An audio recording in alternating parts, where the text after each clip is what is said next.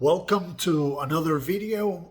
We are in video number 2 on this series titled In a Blink of an Eye. And as I mentioned in the first video, blink of an eye, we're talking about the process of renewing the mind, the eye of the mind that comprehends, the mind that discerns, the mind that examines, the mind that knows, and the mind that could judge based on the reality, the mind that can perceive beyond the natural things. So it's going beyond this blinking of an eye to something that it takes a process. And based on that, we're gonna see a couple of texts that we are really familiar, and has to do with sight, with seeing. And one of them is Mark chapter 5 verse 8, where it says, and I'm gonna read, it says, God bless those whose hearts are pure, for they will see God. Now, it's talking really about this type of seeing, or someone pure of hearts.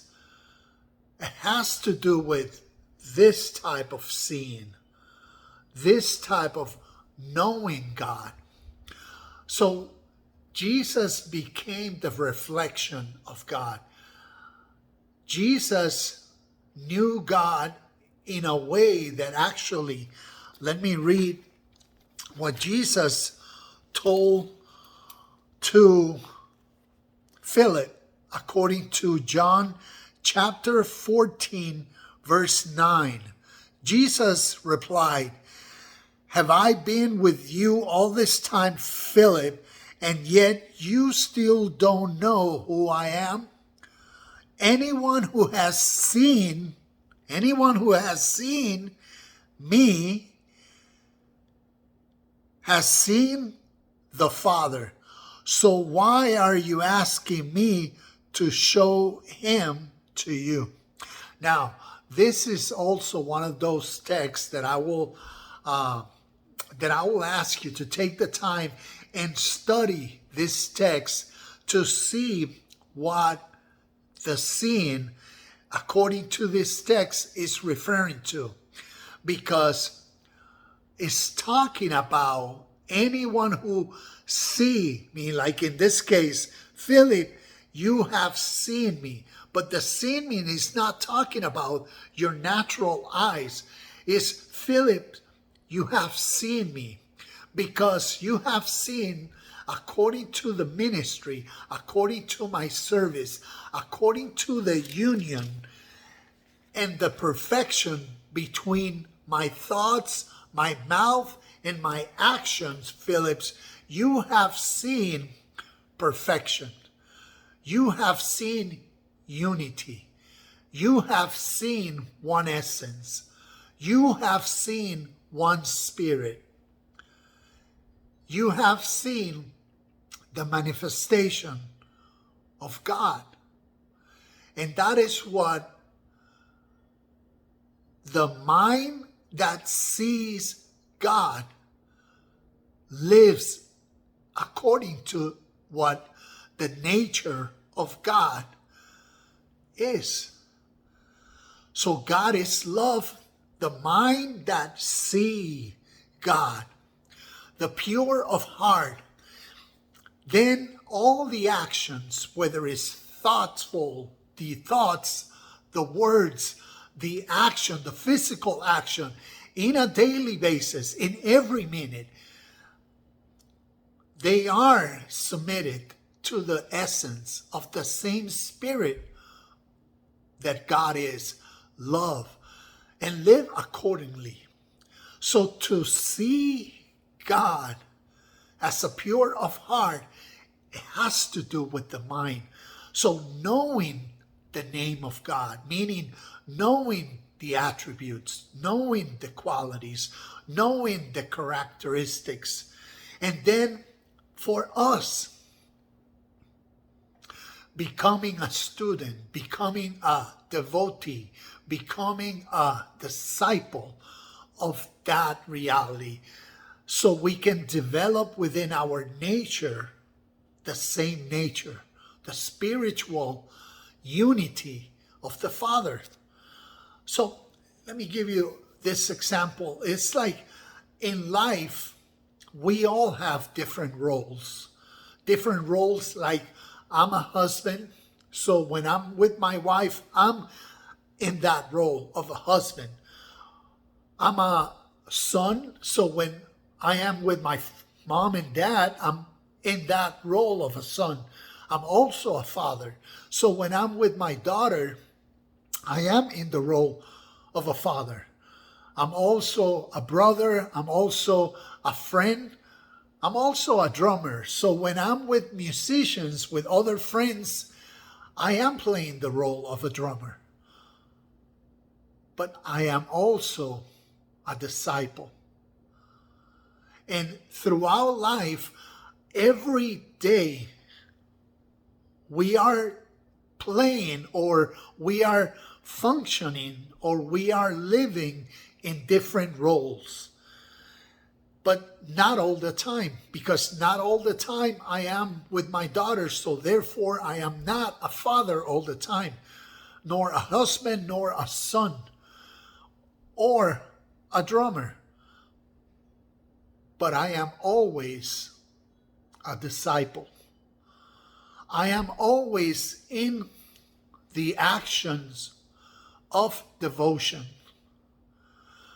Devotion as a devotee to my Father, to my God, to the essence of the spirit of life that is within me and that is within you. So therefore, based on that role that is 24/7, we live, we think, we speak, and we act in accordance to that one reality that I'm living the greatest role based on the greatest revelation. Because now in this role of a devotee, in this role of a disciple, now my life is, in your life, a devotion. That in every action we do, we find satisfaction, joyfulness, peace. And we are learning and growing into the nature of the Father. As when Jesus says, be perfect as your Father is perfect. So we as a devotee in that role, as a disciple, daily are seeing God. And that's how we live. And then when we look in John chapter 1, verse 18, is this contradicting the principle of the pure of heart see God? Let me read this. John chapter 1, verse 18 says, no one has ever seen God, but the unique one, the begotten Son, who is himself God, is near to the Father's heart. He has revealed God to us. And I'm reading, this is I believe the New Living Translation, the Study Bible. That's the one that I'm reading. So when we read John talking about that no one has seen God, remember, this is the first chapter. John according to this text, John is writing to, and is pretty much sharing the story of the life of Jesus the Christ. So no one has seen God, meaning no one has understood, has known God yet, because according to the book of John, the book is starting. So they did not have an understanding of the revelation of the Father or God, the one that Jesus, according to John's gospel, made manifest. So that's why in the beginning of John, they have not seen it. But then as we continue to read the book of John, then we see, as we read earlier in chapter 9, when Jesus then was telling, let me look it up real quick here, the verse that I was just reading at the beginning about Philip. Philip, you have seen. Yeah, when Jesus replied to Philip, then we see the natural process of the text and this literature, then storytelling, what the ministry of Jesus was like. So that's why in the process, then based on Jesus' teachings, actions, then they started seeing the reality of God made manifest. And as I share here in my page, we have 2 points of view in history. One is spirituality or spiritual principles based on religions or traditions of faith.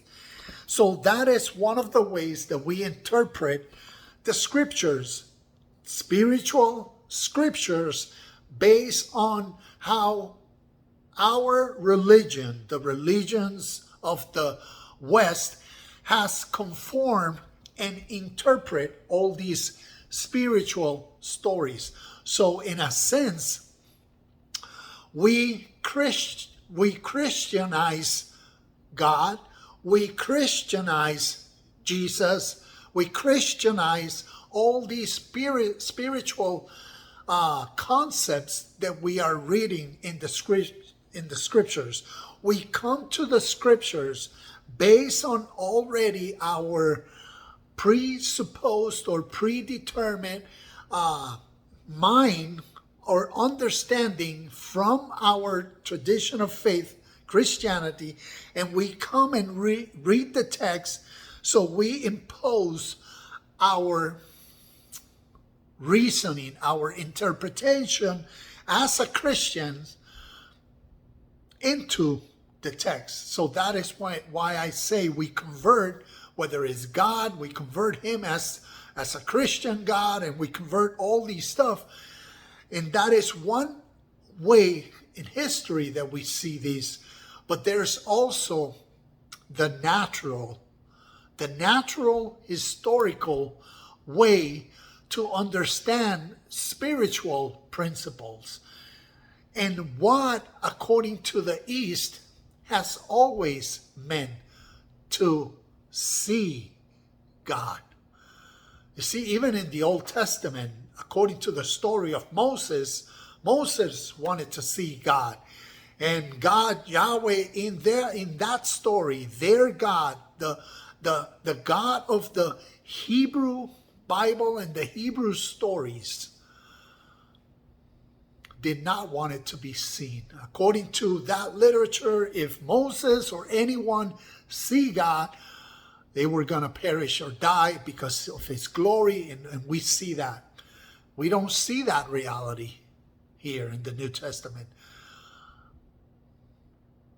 And that's why, according to history and according to these videos, when I share about Jesus, not a God that came down from heaven, or not the reality of a God that was born through a virgin, as the faith and religion of the West believe. But I'm talking about Jesus of history, a Judean that at the age of 12 left his home, his family, in search for a greater understanding of his traditions, of the God of his tradition. And he learned about other traditions. And then he went to the east and came back with a knowledge and understanding, a revelation in his mind of God, whom he called my Father.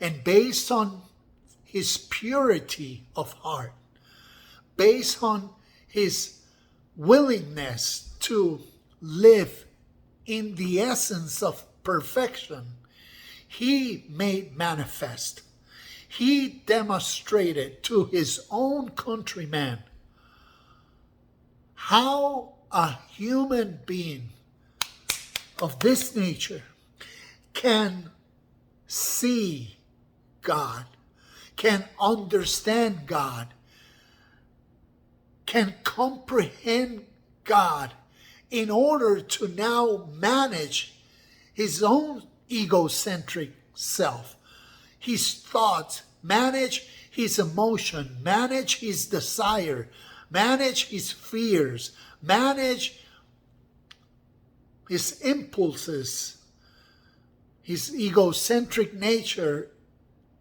in submission as a devotee, in pure devotion to what he realized in his mind and understood as the name, as the logos, as the one essence, as the one spirit of life, as the one reality in all.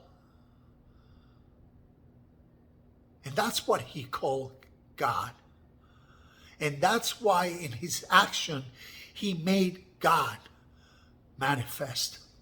And that is the greatest example of a blink of an eye. The greatest example of a renewing of the mind. The greatest example of someone letting go of traditions and letting go of the past into the new revelation and understanding, and living in oneness with that spirit and essence. And that is the revelation that we get from Jesus of history. And we have, like I said, a perspective of Jesus according to religions. And I'm presenting you a Jesus according to history. A man who was a devotee. And he came the example and shared the reality of how a devotee, how a disciple, by knowing God, by knowing the attributes, the name, the essence, the perfection of God. Now that disciple, in the same spirit, in the same mindfulness, work within himself. And in every role of the day, in every opportunity, in every encounter with people, with nature, with traffic, with anything and everything that we do on a daily basis, we are living in the Spirit of God. And this is the spirit within a Christ. And that's the greatest example that we get of a blink of an eye, of the greatest transformation of someone is, as we see in Jesus, that he was called, you are the Christ. You are the one who see God. And he made that reality manifest and the greatest example to follow. So as we follow Jesus in our context, we can also become a Christ. A Christ is not someone that, according to the West traditions of faith, is someone specific, special, unique. That is the interpretation of these spiritual teachings of the religions of the West. In history, in the East, according to the spirit and the nature, a Christ is someone who sees God and understands God, and based on that realization, lives according to the nature of God. Is someone that transcends his human nature, his human desires, his egocentric self-centeredness, in order to see others, in order to see everything, in order to see and be active in all the roles in oneness with that which is known, God. And that's how, according to the gospel and the teachings of Jesus, the disciples saw God. Because it's something that you need to perceive with your mind and understand. It's something that these physical eyes will never see the kingdom of God. And it's the greatest revelation and the greatest blink of an eye that a human being in this life can experience. Namaste, shalom, and blessings, and we'll see you in the next video.